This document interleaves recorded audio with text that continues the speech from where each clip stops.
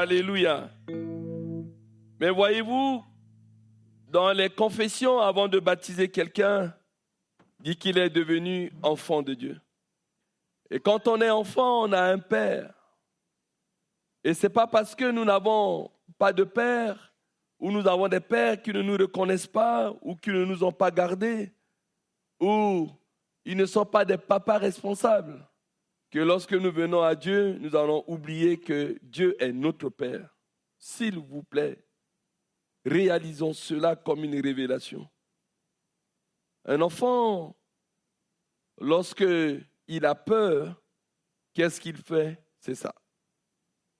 Vite que maman me porte, que papa me porte. Peur d'un animal, peur d'un chien, peur de je ne sais de quoi, ou d'araignée, etc. J'ai ma grande fille Françoise, maintenant devenue maman de plusieurs enfants.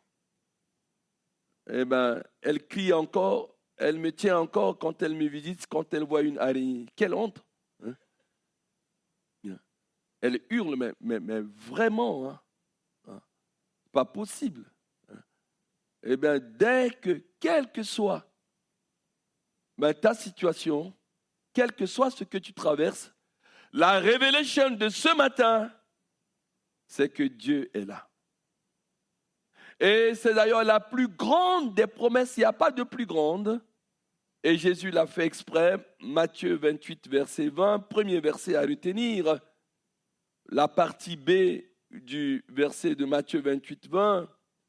Il le dit exprès parce qu'il a vécu avec ses disciples et au moment où il dit « Je m'en vais vous préparer une place », Jean 14, verset 3, et lorsque je m'en serai allé, que je vous préparerai une place, je reviendrai pour vous prendre, afin que là où je suis, vous y soyez aussi.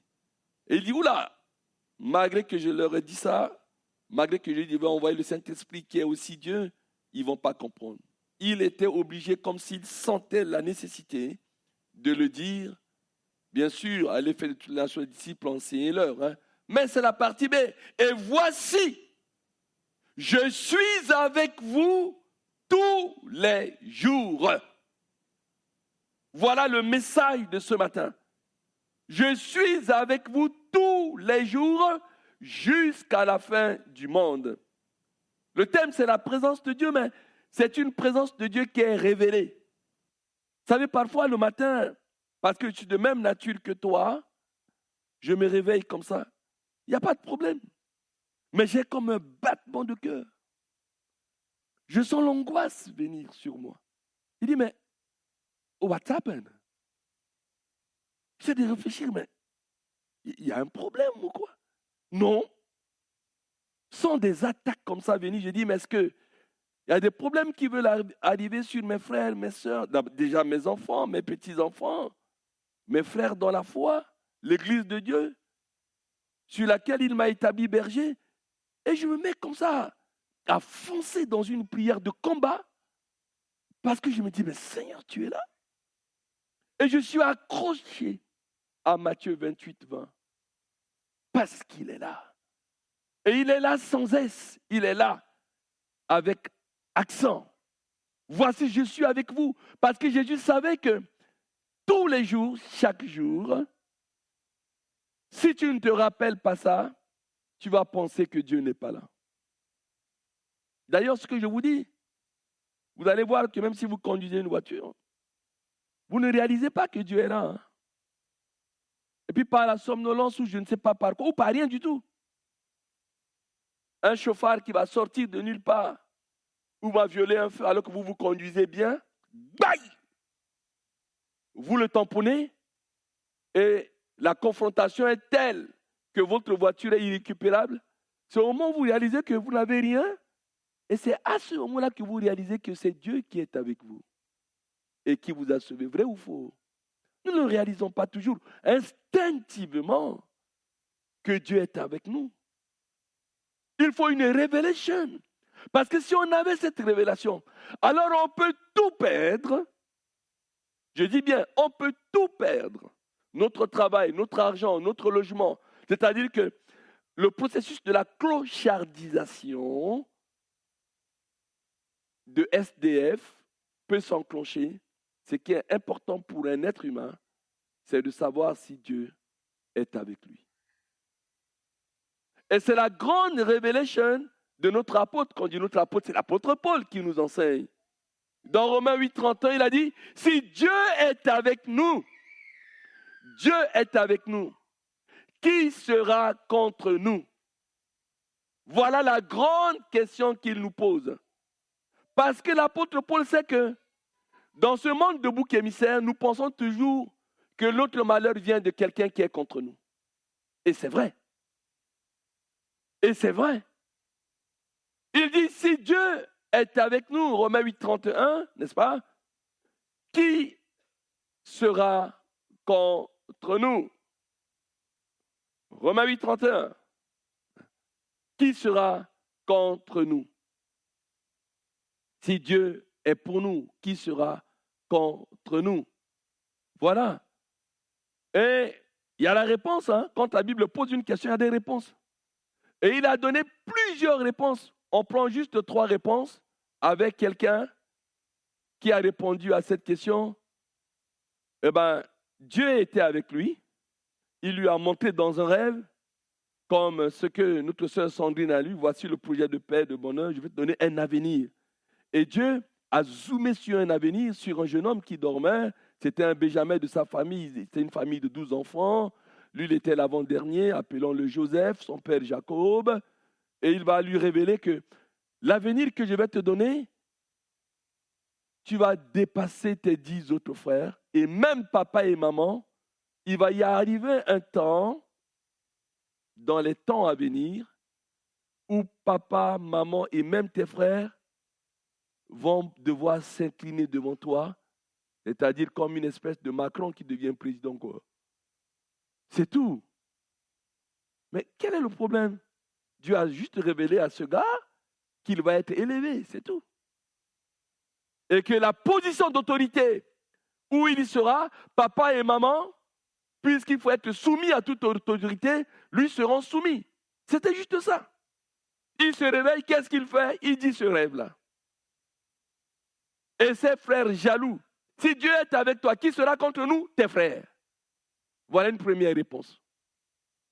Et ils sont contre toi, pourquoi? Par jalousie. Par mauvaise interprétation de ce rêve. Ils ont commencé à l'accuser de pédanterie, de vantardise. Il est énervant par ce rêve qu'il a dit. Et ils ont trouvé l'opportunité un jour, lorsqu'il leur rendit visite dans une activité champêtre ou pastorale, d'élevage, je ne sais quoi. Ils ont dit, papa n'est pas là. Voilà le pédant qui vient, voilà le vantard qui vient. Vous savez, les enfants, les derniers-nés, sont souvent gâtés. Le texte dit que le premier fils s'appelait Ruben, mais lui, il était l'avant-dernier. Et papa l'aimait bien. Et il lui a acheté des tuniques bigarrées. Enfin, c'est stylé. Voilà. Nike ou je ne sais pas qu'est-ce qui est stylé maintenant. Je connais que Nike, moi. Voilà. C'est tout. Et les grands frères, là, ils étaient jaloux de ce petit. Ils l'ont pris, ils l'ont tabassé. Mais tabassé pour le faire mourir. Et parce que Dieu est avec lui, Dieu veille toujours à ce qu'on ne touche pas à la vie de quelqu'un, comme il a veillé sur Job. Il a mis dans le cœur de l'aîné qui avait l'autorité en disant, ne le tuons pas, mais vendons-le seulement. Alors les 9 autres étaient mécontents parce qu'ils ont voulu le tuer. Il les a arrachés entre leurs mains, l'a mis dans le tonneau là où ils étaient. Eh bien, il y avait des vendeurs qui passaient, ils l'ont vendu. Mais Dieu est avec lui. Qui sont contre lui? Eh bien, ses frères. Ils l'ont vendu. Ils sont allés mentir à papa qu'on l'a tué. Ils ont trouvé un lapin, ils ont vite fait de tuer le lapin, ils ont pris le sang, ils ont mis sur la tunique bigarrée, il a dit, voilà ton fils. On l'a retrouvé, on ne l'a pas retrouvé, mais on a retrouvé sa tunique bigarrée avec du sang. Et tu regardez comment l'homme, avec des intrigues, des machinations secrètes, allait mentir à un père. Il y a eu une place mortuaire, etc. Et tous les gens sont venus dire condoléances, condoléances, condoléances, condoléances à M. Jacob. Et les intrigants étaient là. Ils voyaient des gens venir dire condoléances à la famille et eux aussi disaient merci. Merci. Ah, mais vraiment, condoléances, hein, Ruben. Vous avez perdu votre frère. Oui, oui, oui. Voilà. On a vu quelqu'un qui avait tué sa femme. Il faisait le malin comme ça. Les gens venaient lui dire condoléances. Après, on a découvert que c'est lui-même qui a tué. Même ses beaux-parents l'ont hébergé. Mais Dieu a regretté d'avoir fait l'homme. Il y a de l'homme parfois concocte des choses en lui, dans des masses. Mais qui lui a appris? On ne sait pas. C'est plus qu'une usine dans la tête d'un homme. Prenons le cas d'un autre encore. Dieu est avec lui. Il travaille bien. Il n'y avait aucune négligence. Pensons à ce message dans son travail. On a voulu encore lui donner une promotion. Qui est contre lui? Ses collègues. On laisse les frères, les collègues, jaloux. Quand tu es compétent, quand tu es performant, les collègues sont là. Mais ils n'ont qu'à ne pas négliger leur travail. Ils n'ont qu'à être performants comme toi. Appelons-le Daniel. Machination secrète. Ils sont même partis faire un décret pour que le roi signe. Parce qu'ils savaient que ce mec, sa force était dans sa prière. Et Dieu lui donnait de la compétence. Eh bien, ils ont fait un décret. On a jeté ce mec dans la fosse aux lions.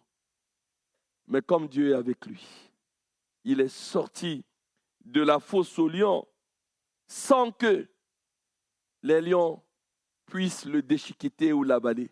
Et le roi était dit, mais le Dieu de Daniel, le monde entier devait prier ce Dieu. Et puis, quelqu'un qui a accompli cela dans la loi de la première mention, quand on retourne là-bas à Genèse, Exode, on voit qu'un homme a accompli ça. Le message d'aujourd'hui, un homme a accompli. Qui est cet homme? Eh bien, cet homme, c'est un homme que j'ai beaucoup jalousé, mais une bonne jalousie parce qu'il y a la jalousie d'imitation. Je veux être comme lui. Il y a la bonne jalousie. C'est Moïse. Pourquoi je voulais être comme lui? Je dis, mais ce mec, il parle à Dieu bouche à bouche, comme un homme parle à son ami. Il avait une telle proximité avec Dieu qu'il parle à Dieu comme ça. Mais dis donc, et malgré qu'il parle à Dieu bouche à bouche comme un ami parle à un ami, comme un homme parle à son ami, il va demander quelque chose. Exode 33, verset 15. On dirait que pour lui, ce qui importe, ce n'est pas de parler à Dieu bouche à bouche, ce n'est pas de dire à Dieu, mais ça me suffit que je parle, mais il va dire à Dieu, dans notre vie, dans notre marche sur cette terre, si tu ne marches pas toi-même avec nous, ne nous fais point partir d'ici, là où il est. Si je veux aller à gauche, si je veux aller à droite, si je veux aller devant, si je veux m'arrêter, si je veux retourner en arrière, il faut que Dieu soit avec nous. Parce que si Dieu n'est pas avec nous, on ne bouge pas. C'est ça le mot ici. Ici, ici. Les Espagnols disent aquí. Hein? Ici. Je ne bouge point. Si Dieu n'est pas avec moi, je ne pars pas d'aki, aïe, aya. C'est de l'espagnol. Dites à Ézéchiel de vous traduire. Je ne quitte pas ici, là et là-bas. Aki, aïe, aya. Je reste là. Là, je parle maintenant espagnol, je ne parle plus anglais. Hein? Voilà. Je reste là, aquí. Je reste ici. C'est la révélation de ce matin. Parce qu'on bouge beaucoup, hein. Yaï! Yaï!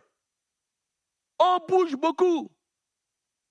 Mais peut-être un proverbe va clôturer cette partie. Allons au proverbe 16. Yes. Proverbe 16, verset 9. Que dit proverbe 16, 9? Proverbe. Des proverbes, on vit des proverbes.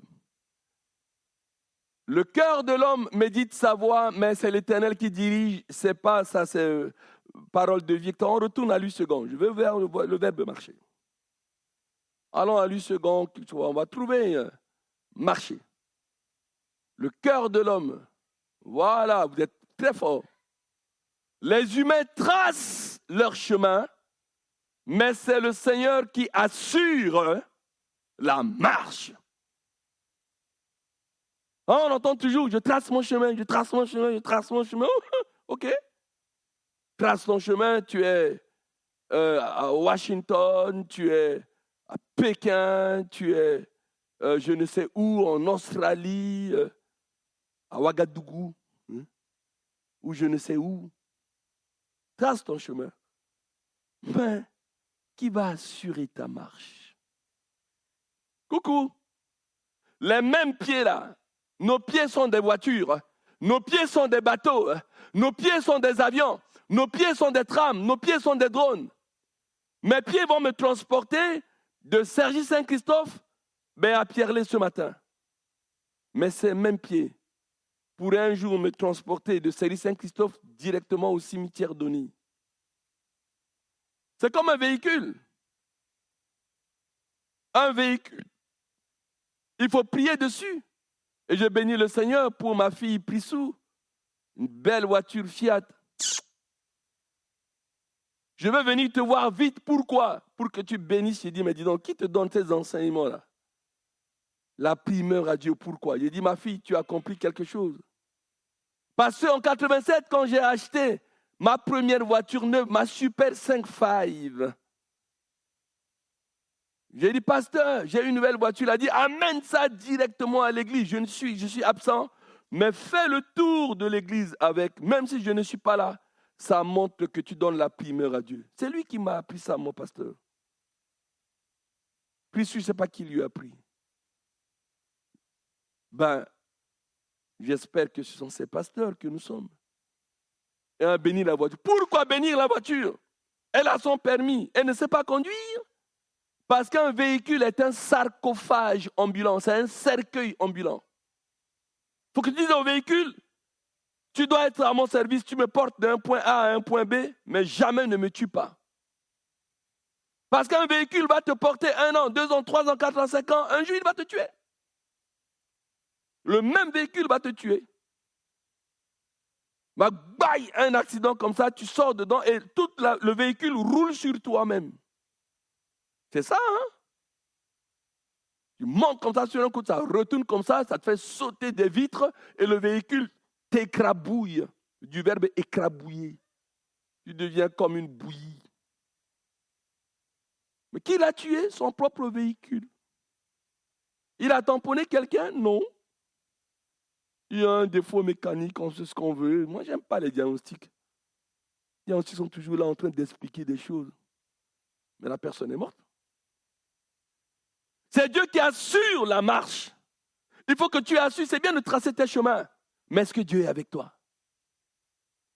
C'est la grande question. Le message même peut s'arrêter là.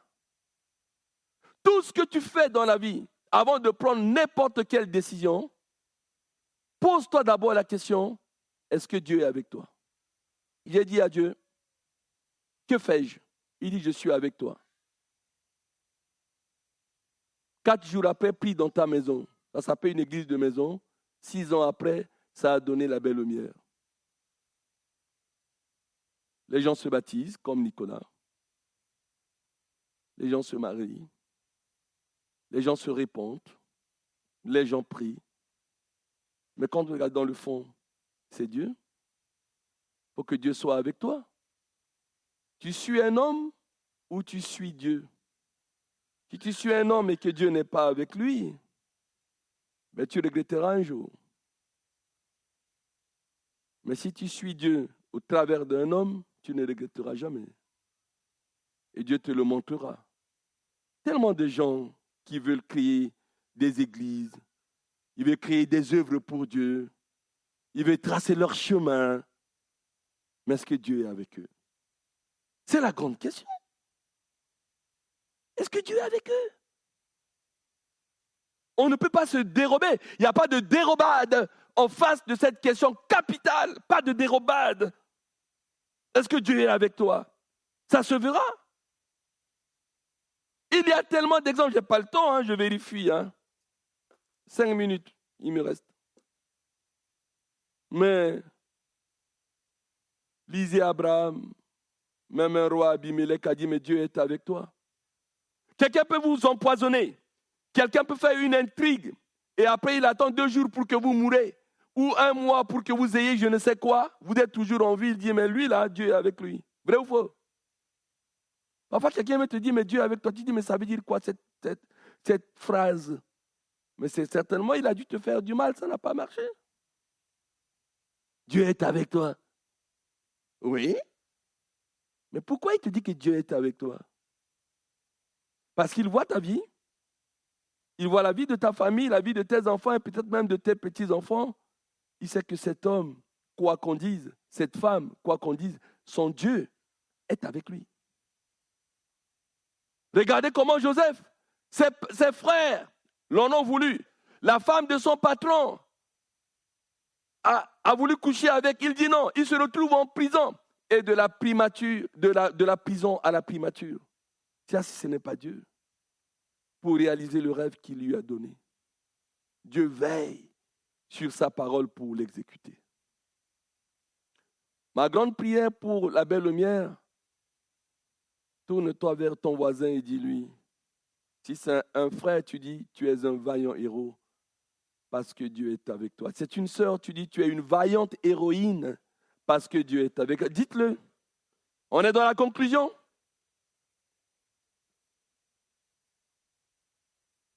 Voilà. Et vous retenez Juge chapitre 6, on ne va pas le lire. C'est pourquoi je ne vous donne pas le verset. Mais l'ange vient dire à Gédéon, l'Éternel est avec toi, vaillant héros. Va avec la force que tu as. Gédéon dit, mais quelle force? Je suis né dans une famille pauvre. On n'a pas de héros dans notre famille. On ne peut même pas se vanter dans notre famille. Il n'y a pas de Bonaparte. Hein? Tout le monde n'a pas le Corse Bonaparte dans sa famille. Mais pourquoi suis-je vaillant? Il dit, mais tu n'as pas compris, l'Éternel est avec toi. Quand l'Éternel est avec toi, tu es un vaillant héros. Tu es une vaillante héroïne parce que l'Éternel est avec toi. Notre frère Nicolas, aujourd'hui, il doit savoir définitivement que la différence entre un chrétien et celui qui ne l'est pas encore, c'est que Dieu est avec lui. Il veille sur lui. Que tu sois en prison, que tu sois à l'hôpital, que tu aies perdu ta santé, que tu puisses être SDF, etc. Tôt ou tard, Dieu va changer les circonstances et les temps parce que Dieu est avec toi. C'est pourquoi on voit des gens, Dieu les prend du fumier, il le met directement. Eh bien, en haut, avec les grands. Quand on dit, quand il y a vie, il y a espoir, c'est vide. Tu peux être en vie, pas avoir d'espoir. Mais quand Dieu est avec toi, alors là, voici les projets que j'ai pour toi. Voilà, projet de paix, de bonheur, un avenir et de l'espérance. Parce que Dieu est avec toi. Dans cette conclusion, on a 2 versets pour terminer. 2 Chroniques, on va à 2 Chroniques chapitre 15, les 4 premiers versets. 2 Chroniques chapitre 15. Vous allez voir que pourquoi il faut que tu réalises que Dieu ne peut pas être avec toi. Mais c'est de ta faute quand il n'est pas avec toi. 2 Chroniques chapitre 15, on y va au verset 1. L'Esprit de Dieu fit sur Azaria, fils d'Obed, verset 2. Et Azaria alla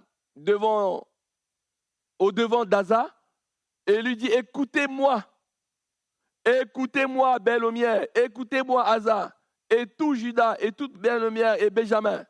L'Éternel est avec vous quand vous êtes avec lui.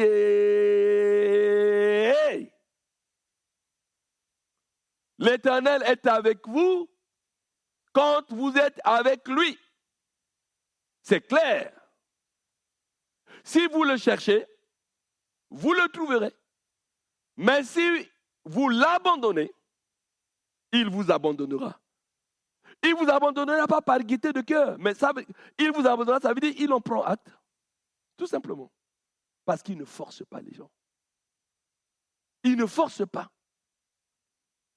Tu l'abandonnes, il en prend acte. C'est ça ce que j'avais dit. Il vous abandonnera. Mais nous continuons le verset 3. Pendant longtemps, il n'y a eu pour Israël ni vrai Dieu, ni sacrificateur qui enseigne, ni loi. Verset 4. Ils ont abandonné Dieu. Dieu en a pris acte. C'est-à-dire Dieu aussi les a abandonnés, ça veut dire ça. Mais dans leur détresse, qu'est-ce qu'ils ont fait? Ils sont retournés à l'Éternel, le Dieu d'Israël. Ils l'ont cherché et ils l'ont trouvé. Cette grande conclusion retient. Si Dieu n'est pas avec toi, c'est parce que tu l'as abandonné. Et lui, il en a pris acte. Mais sache que dans ta détresse, comme le fils prodigue, si tu retournes, ce n'est pas le père du fils prodigue qui l'a abandonné. Il a usé de sa liberté. C'est pourquoi la liberté est dangereuse. La liberté, là. Tu en uses, tu vas manger le fruit au milieu du jardin. Tôt ou tard, tu en payeras. Ce n'est pas papa. C'est toujours la liberté de l'enfant. Je suis libre, je suis libre, je suis libre, je suis libre, je suis libre. Tu fais ce que tu veux. Mais un père digne de ce nom, une maman digne de ce nom, quelle que soit la détresse de son enfant, il accueillera toujours. Nous, on est papier et mamie. Hein. Si on retourne aujourd'hui, on voit un de nos enfants qui est là, qui pleure ou est dans notre lit, ou etc. Et tout, on l'accueillera toujours. Toujours. Quelle que soit l'orientation de sa vie. Je dis bien, quelle que soit l'orientation de sa vie. Et là, dans ta détresse, là où tu es, sache que Dieu ne t'a pas abandonné. Il n'en a fait que prendre acte de ton abandon envers lui. Mais si tu reviens vers lui, eh bien, il va t'accueillir. Car Dieu est saint, saint, saint, 3 fois saint. Et si tu pratiques le péché, mais c'est parce que tu l'abandonnes. Pensons à Ésaïe 59, lisez à la maison. Ce sont nos péchés, nos crimes qui nous cachent sa face, qui l'empêchent. Il nous aimera toujours. Hein. Rien ne peut nous séparer de l'amour de Dieu. Rien. Mais même le pécheur qui ira en enfer, Dieu l'aime toujours. Mais c'est lui qui a abandonné Dieu. Il n'y a pas de grande théologie plus que ça.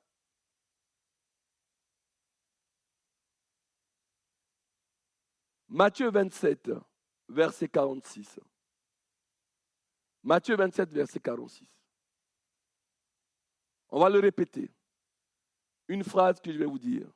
Il est écrit que, et vers la 9e heure, Jésus s'écria d'une voix forte et répétait après moi, Élie, Élie, lama sabachthani. Élie, Élie, lama sabachthani. Ça veut dire, mon Dieu, pourquoi m'as-tu abandonné? Mais parce qu'à ce moment-là, regardez-moi, ça c'est la croix. Ah, c'est la croix. Et sur la tête de Jésus, il y avait 9 milliards de péchés. Comme on a 9 milliards ou 8 milliards, dit Google d'hommes, il a pris le péché de 9 milliards. Et puisque lui, Jésus, aimé de Dieu, il est devenu pécheur à ce moment-là. Lui qui n'a jamais péché. La sainteté de Dieu s'éloigne du péché. C'est maintenant le Dieu de justice avec son épée qui vient juger le péché. Élie, Élie, lama sabachthani. Pourquoi m'as-tu abandonné? Et souvent on dit, oh, Dieu m'a abandonné. Mais on le dit autrement. On dit, je suis fâché contre Dieu. Moi, je n'ai jamais accepté cette phrase. Il a dit, oui, je suis allé voir ce frère, cette soeur, il est fâché contre Dieu. Mais pourquoi vous acceptez, vous, chrétiens adultes, que des chrétiens parlent comme ça? Pourquoi on se met fâché contre Dieu? C'est nous les rebelles, c'est nous qui péchons, c'est nous qui désobéissons, c'est nous qui s'aimons. Et maintenant qu'on commence à payer le prix, ou etc., on dit on est fâché. Dieu, Dieu il nous aime. Plein de gens disent, je suis fâché contre mon père, je suis fâché contre ma mère. Mais quand tu vois bien, ils ont commencé à fuguer, ils ont commencé à faire n'importe quoi. Et après, on est fâché contre les parents comme ça. Je ne dis pas que les parents ne sont jamais responsables. Hein. Mais je me comprends très bien. C'est de la facilité. Hein. On est fâché contre Dieu. Dieu nous a abandonnés. Mais il t'a abandonné parce que tu portes des péchés. Des charges. Il a dit, venez à moi, déchargez-vous sur moi de tous vos péchés, tous vos soucis, etc. Ce matin, décharge. Et Dieu va se laisser trouver. Il est avec toi. Et alors, tu ne pourrais pas monter quelque part sans qu'il soit avec toi. Dernier verset, acte 16. Et vous gardez, chacun, c'est un verset GPS, on dit. Je vous distribue un GPS. J'en ai apporté ce matin avec acte 16. Je vais vous en distribuer. De quoi s'agit-il dans ce dernier verset de acte 16? On va directement au verset 6. Acte chapitre 16, verset 6. Vous voyez, on retourne chez notre apôtre. Hein? L'apôtre Paul, ah là là, il faut le lire. Que dit-il l'apôtre? L'apôtre Paul dit, nous voulons aller en Asie, mais nous avons été empêchés par le Saint-Esprit d'annoncer la bonne nouvelle, la parole dans l'Asie. Mais Dieu n'aime pas ceux qui sont en Asie. Il les aime. Pourquoi ont-ils empêché l'apôtre Paul d'aller annoncer la bonne parole, la bonne nouvelle en Asie? C'est un verset qui est cher au pasteur Dani. Hein? Je te dédicace ça. Hein? Il le répète souvent, ça. Hein? Et puis il dit, bon, le texte ne dit pas comment, est-ce qu'il n'y a pas eu de bateau, vol annulé, mais ils ont été empêchés. Et il dit, bon, ils traversèrent la Phrygie, on laisse l'Asie, la Phrygie et le pays de Galatie. On y va, verset 7. Arrivés près de la Mysie, ils se disposaient d'entrer en Bithynie. Mais l'Esprit de Jésus ne leur permit pas. Empêchés en Asie et en Bithynie. Mais ils ne vont pas pour braquer. Ils vont pour annoncer la parole. Ça, c'est pour vous dire, ce n'est pas parce que tu vas annoncer la parole que Dieu est avec toi. Comprenez, parce que je suis en train de vous mettre l'eau à la bouche pour aller, on va sauter, boum, pour aller au verset 25. Mais avant, on veut comprendre quelque chose. Il veut aller en Asie, en péché. Il veut aller en Bithynie, garder Asie et Bithynie. L'Esprit de Jésus ne leur permit pas. Verset 8 quand même. Ils franchirent alors la Mysie et descendirent à Troie. On continue. Pendant la nuit, alléluia, Dieu va leur montrer maintenant ce qu'il veut. Paul eut une vision. Un Macédonien lui apparut et lui fit cette prière. Passe en Macédoine et secours-nous. Il reçoit ça en vision. On continue, verset 10, on court pour aller jusqu'au verset 16. Après cette vision de Paul, nous cherchâmes aussitôt à nous rendre en Macédoine, concluant que le Seigneur nous appelait à y annoncer la bonne nouvelle. Vous voyez comment on cherche? Nous, on a des projets. On veut aller en Bithynie, on veut aller en Asie, on veut faire ceci, on veut faire cela. Mais le projet de Dieu, c'est plutôt en Macédoine, parce qu'on a conclu finalement, on a reçu une vision, je discerne là où Dieu me veut. C'est plutôt en Macédoine. On va aller là-bas annoncer la bonne nouvelle. On continue, verset 11. Étant partis de Troie, nous fîmes voile directement vers la Samothrace et le lendemain, nous débarquâmes à Néapolis. Voyez comment les gens cherchent. Ils sont sur leur bateau, sur leur truc. Quelle est la volonté de Dieu? Où Dieu nous veut? Mais c'est notre vie de tous les jours. Mais il faut discerner. Étant partis de Troie, nous fîmes voile directement vers Samothrace et le lendemain, nous débarquâmes à Néapolis. Nous continuons, verset 12. Et de là, nous allâmes à Philippe, qui est la première ville d'un district de Macédoine et une colonie. Nous passâmes quelques jours dans cette ville. Est-ce que c'est là où Dieu nous veut? Nous continuons. Verset 13. Le jour du sabbat, on est déjà samedi. Nous nous rendîmes hors de la porte vers une rivière où nous pensions que se trouvait un lieu de prière. Nous nous assîmes et nous parlâmes aux femmes qui étaient réunies. On continue, c'est là où on voit Lydie. L'une d'entre elles, nommée Lydie, la marchande de pourpre de la ville de Thyatire, était une femme craignant Dieu. Et elle écoutait le Seigneur qui lui ouvrit le cœur pour qu'elle fût attentive à ce que disait Paul. On continue, verset 15. lorsqu'elle eut été baptisée avec sa famille, elle nous fit cette demande. Si vous me jugez fidèle au Seigneur, entrez dans ma maison, s'il vous plaît, et demeurez-y. Et elle nous pressa par ses instances, verset 16. Comme nous allions au lieu de prière, une servante qui avait un esprit de python et qui, en devinant, procurait un grand profit à ses maîtres, vint au-devant de nous. Stop là. Le reste, vous allez lire à la maison. Va au verset 25. C'est là où une femme dit, ah, ces hommes sont des serviteurs de Dieu. Ils sont venus pour annoncer la parole de Dieu. Et elle les suivait comme ça. Paul en a marre. Il a dit, esprit de python, sors de cette femme. Et elle n'avait plus l'esprit de python. Et ses maîtres à qui il procurait, ils ont dit, mais dis donc, la femme, elle n'a plus de cette compétence. Ils se sont rués sur Paul et Silas, ils l'ont pris, ils l'ont mis en prison parce qu'il n'y avait plus de gain. Et c'est comme ça que, quand on dit toujours, mais Paul, verset 25, on y est? Verset 25, hein? Yes. Voilà. Quand on les a mis en prison, il est dit que vers le milieu de la nuit, Paul et Silas priaient et chantaient les louanges de Dieu. Et les prisonniers les entendaient, le reste à la maison, et les chaînes se sont brisées, etc. On parle de la puissance de louange, on cite ça. Mais c'est faux, hein? Il y a la puissance de la louange que si Dieu est avec toi. Tu ne te mets pas à chanter et à louer, et puis subitement, les chaînes se brisent. Hein? Faux enseignement. Hein? La preuve, c'est quand je fréquentais les boîtes de nuit, je chantais en boîte de nuit les chants de louange. Mais c'est clair. Tu manges ton arachide là, en train de prendre ton martini blanc, tu chantes un chant de cantique de Dieu. Alors que tu es dans un endroit qui n'est pas propre à ça, tu t'apprêtes à boire, à coucher avec une femme, etc. Tu n'es pas dans le bon lieu. Ce n'est pas parce que tu chantes que tu loues qu'il y aura la puissance de louange. Hein? C'est là où Dieu te veut. C'est toujours ce que je vous dis.